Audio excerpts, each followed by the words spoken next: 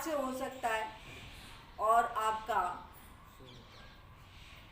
उल्टा तो बता दिया हवा से हो सकता है। देखिए टेम्परेचर का मैंने कल भी आपको एग्जाम्पल दिया था कि टेम्परेचर से जब अपक्षय होता है तो उसमें उच्चतम तापमान और न्यूनतम तापांतर होने में चट्टानों के तापमान में सडन हम अंतर कर देते हैं, तब जाकर के चट्टानों का विघटन होता है। मान लो किसी ग्रेनाइट के टुकड़े को हम 108 डिग्री टेम्परेचर पर गर्म करें और गर्म करने के बाद तुरंत उस पर हम पानी डाल देते तो वो ग्रेनाइट का टुकड़ा भी टूट जाता है। क्यों टूट जाता है? कि जितनी तेजी के साथ चट्टानों में कणों में प्रसार हुआ, उतनी तेजी के साथ जब सडन चट्टानों के कणों में संकुचन की क्रिया होती है तो चट्टानें अपनी जगह पर ही टूट जाती हैं। और कभी कभी क्या होता है, इतनी तेजी के साथ टूटती हैं कि आपको पता ही नहीं चलता, कि ऐसा लगता है जैसे बंदूक की गोली किसी ने चला दी। और ये जो क्रिया होती है वो विशेषकर आपके उष्णार्द्र क्षेत्रों में सबसे ज़्यादा, या आपके मरुस्थलीय क्षेत्रों में सबसे ज़्यादा। मरुस्थलीय क्षेत्रों में क्यों होती है? क्योंकि मरुस्थलीय क्षेत्रों में आपका पूरा का पूरा सैंड होता है और सैंड की ये क्वालिटी होती है कि वो बहुत जल्दी गर्म हो जाता है।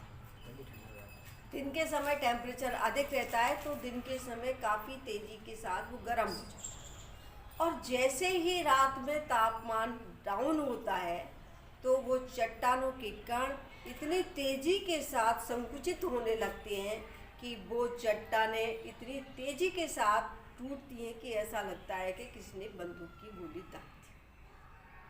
आप शीशे को ही देख लीजिए, गर्म शीशे पर हम पानी की छींटे देंगे तो कहाँ बहुत जल्दी फूटता है, क्योंकि वही क्रिया हुई कि जब कोई चीज़ गर्म है तो उसका आयतन का प्रसार,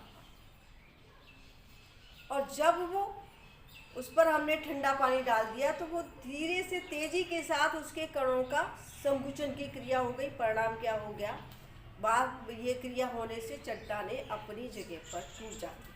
तो इस तरह की जो क्रियाएं होती हैं जिनके माध्यम में आपका सूर्य ताप काम करता है, वर्षा करता है, हवा करती है और तुषार करती है, इन क्रियाओं के माध्यम से जब अपक्षय का अपक्षय होता है तो उसको हम यांत्रिक अपक्षय के अंतर्गत रखते हैं। केमिकल में कोई भी आपका बायोलॉजिकल आपका भौतिक, देखो भौतिक एलिमेंट सब जगह काम करते हैं, लेकिन यहाँ पर एक रासायनिक क्रिया होती है। सपोज करो कि अगर हम आपने देखा होगा कि लोहा, आयरन के पीस अगर बाहर पड़े होते हैं और पानी उन पर पड़ जाता है तो उनमें जंग लग जाता है। अगर वो अंदर पड़े हैं तो जंग। उसका कारण ये है कि जब जल का संपर्क कार्बन डाइऑक्साइड गैस से होता है तो वो बहुत अच्छा एक सॉल्यूशन बन जाता है, और सॉल्यूशन बन जाने के कारण वह लोहांश को, उसके अंदर लोहे के जो अंश होते हैं उनको एकदम घुला देता है और उसका कलर कैसा हो जाता है? पीला हो जाता है। आपने देखा होगा कि कूलर जब हम चलाते हैं तो कूलर में लोहे की पत्तियाँ पपड़ी पपड़ी करके सारी की सारी उखड़ जाती है। तो दैट इज ए क्रिया आपकी कार्बोनेटीकरण की हो गई। ठीक इसी तरह से ऑक्सीडेशन की भी क्रिया होती है। इसमें ऑक्सीजन गैस का संपर्क सब जल के साथ या किसी के साथ होता है तो वो अच्छा एक घुलक बन जाता है, और चट्टानों के अंदर जो भी घुलनशील तत्व होते हैं उनको घुला करके अपने साथ अलग कर देता है। तो इस तरीके जब रासायनिक प्रोसेस के द्वारा, किसी घुलाव क्रिया के द्वारा या किसी सॉल्यूशन की क्रिया के द्वारा चट्टानें जब अपनी जगह से टूटती हैं, विघटित हो जाती हैं, खोखली हो जाती हैं, तो उसको हम क्या बोलते हैं? केमिकल वेदरिंग कहते हैं। इसमें केवल रासायनिक गुणों में परिवर्तन आ जाता है। जैविक जो जीव जंतुओं द्वारा होता है, मनुष्य के द्वारा होता है, वनस्पति, आपने देखा होगा कि वनस्पति भी एक बहुत अच्छा अपक्षय करने वाला कारक होता है। जहाँ पर वनस्पति है तो वो वनस्पति एक तरह, तो अगर देखा जाए तो वनस्पति अपने जड़ों के माध्यम से मिट्टी को संगठित किए रखती है, लेकिन एक तरफ वो मिट्टी के द्वारा अपनी चट्टानों में दरारें डालते हैं। आपने देखा होगा जब पेड़ बहुत बड़ा हो जाता है तो बड़ी से बड़ी दीवार भी, बबूल का पेड़ अगर कहीं लगा हो किसी दीवार में, तो वो दीवार की दीवार को चटका देता है, ठीक है ना।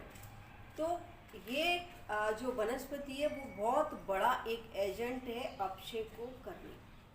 दूसरा माना ह्यूमन बॉडीज़ भी बहुत बड़ा एजेंट है, क्योंकि ह्यूमन बॉडीज़ क्या करती है कि हमारे अपनी आवश्यकता की पूर्ति के लिए बहुत सारे खनिज पदार्थों को बाहर निकालते हैं। खनन उद्योग के माध्यम से जब खनिज बाहर निकालते हैं तो हमारी जो अंदर से जो भूमि होती है वो अंदर से खोखली होती चली जाती है, और खोखली हो जाती है, और किसी कारण से जब उस पर किसी एक्सोजेनेटिक फोर्स ने काम करता है तो वो वहीं की वहीं ध्वस्त हो जाती है।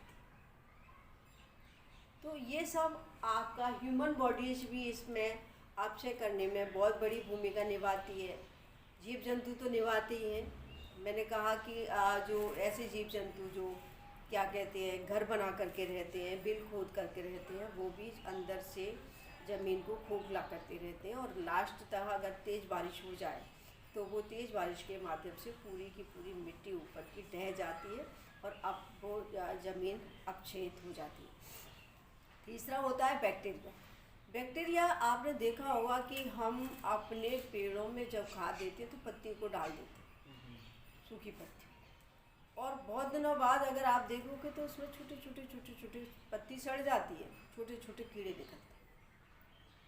वो कीड़े क्या होते हैं, अंदर ही अंदर हमारी मिट्टी को खोखला करते हैं। केचुआ क्यों डालते हैं हम खाद के रूप में? वर्मी कंपोस्ट क्यों डालते हैं? क्योंकि केचुआ मिट्टी को खा करके उसको अंदर ही अंदर फूला करता है। और केचुआ एक बहुत बड़ा ऐसा फैक्टर है जो अपर्दन करने में सबसे अहम भूमिका निभाता है। दीमक, दीमक क्या है? पेड़ों को खोखला कर देती है अंदर में। तो बायोलॉजिकल फैक्टर्स में हमारे वो सभी फैक्टर्स काम करते हैं जिनका संबंध सजीव चीज़ों से होता है, निर्जीव से नहीं, सजीव चीज़ों से होता है, उनको हम बायोलॉजिकल फैक्टर के अंतर्गत रखते हैं। नेक्स्ट, अगर बायोलॉजिकल में हमने रखा मानव को, जीव जंतु को, वनस्पति को, जीवाणु को, यहाँ पर हमने कार्बोनेटीकरण बढ़ा दिया, ऑक्सीडेशन। अब हमारा आता है हाइड्रेशन। हाइड्रेशन में ऐसे वैसे उसको थोड़ा सा वैसे करके पढ़ाऊँगी। हाइड्रेशन में भी वही हाइड्रोजन गैस का सीधा सीधा कांटेक्ट होता है। डिस्लिकेशन का मतलब होता है जलयोजन। कभी कभी क्या होता है कि बहुत सारी चट्टानें ऐसी होती हैं जो पानी को एब्जॉर्ब कर लेती हैं। जैसे मैंने कल आपको लाइम स्टोन का एक एग्जाम्पल दिया था कि लाइम स्टोन के ऊपर हम जब पानी डालते हैं तो वो पानी को अंदर ही अंदर एब्जॉर्ब कर लेती है, और एब्जॉर्ब करके उसका जो आकार होता है वो बढ़ जाता है, और धीरे धीरे चट्टान वो लाइम स्टोन अपनी जगह पर ही क्या हो जाती है, बारीक बारीक बिखर जाती है। इसी तरह से आप मुल्तानी मिट्टी को ले लो। मुल्तानी मिट्टी को भी आप जब पानी में डालेंगे तो वो पानी को एब्जॉर्ब करेगी, और एब्जॉर्ब जब करेगी तो उसका आयतन प्रसार हो जाएगा, और आयतन प्रसार होने से वो मई की मई चूर्ण के रूप में विघटित हो जाएगी। तो ये जो क्रिया होती है हमारी डिस्लिकेशन की प्रक्रिया होती है। हाइड्रेशन डिस्लिकेशन में एक तो पृथक्करण भी होता है, सिलिका पृथक्कीकरण होता है। कुछ चट्टानें ऐसी होती हैं जिनमें सिलिका का अंश पाया जाता है, जब उन पर जल पड़ता है तो सिलिका उससे अलग हो जाती है। सिलिका मीन्स चीका, वो अलग हो जाती है और अलग होकर के चट्टानों को अपने स्थान से विघटित करने में सक्षम हो जाती है। तो अपर्दन का कोई भी टाइप्स नहीं होता। अपर्दन सिर्फ अपर्दन होता है। अपर्दन के सिर्फ प्रोसेस होते हैं, प्रक्रम होते हैं, एजेंट होते हैं। वो एजेंट आपका रनिंग वाटर हो सकता है, आपका ग्लेशियर हो सकता है, वो आपकी विंड हो सकती है, वो आपका अंडरग्राउंड वाटर हो सकता है, और वो आपकी सी बैप्स हो सकती है। अगर टाइप के हिसाब से देखें तो हमारा केवल अपक्षय ही होता है, ठीक है। तो सबसे पहले हम बात करेंगे अपक्षय के अंतर्गत।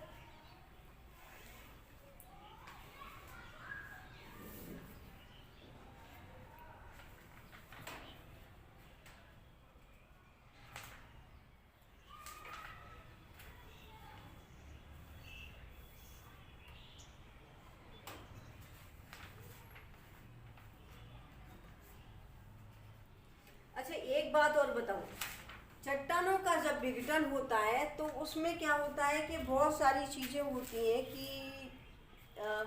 उनका चट्टानों का स्ट्रक्चर कैसा होता है इस पे डिपेंड करता है। मतलब ये मान लो ये कोई आपका एजेंट काम कर रहा है या आपका कोई फैक्टर काम कर रहा है, तो उसमें क्या होता है कि कभी कभी हमारी चट्टानों की सबसे पहले जो आती है चट्टानों का रॉक्स का स्ट्रक्चर क्या है, बनावट क्या है, प्रकृति क्या है।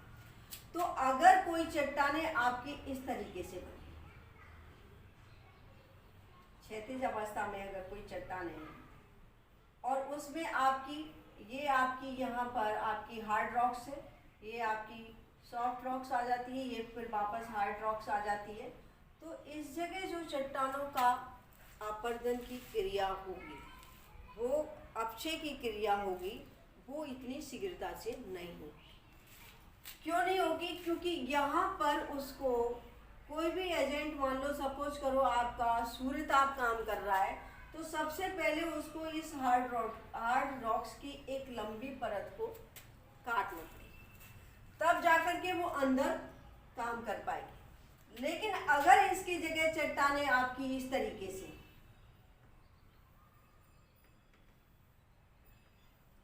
और यहाँ पर आपकी सपोज करो कोई हार्ड रॉक्स है और यहाँ आपकी सॉफ्ट रॉक्स आ गई, यहाँ पर फिर हार्ड आ गई, यहाँ पे सॉफ्ट आ गई, तो ऐसी स्थिति में अपक्षय बहुत जल्दी से क्यों होगा?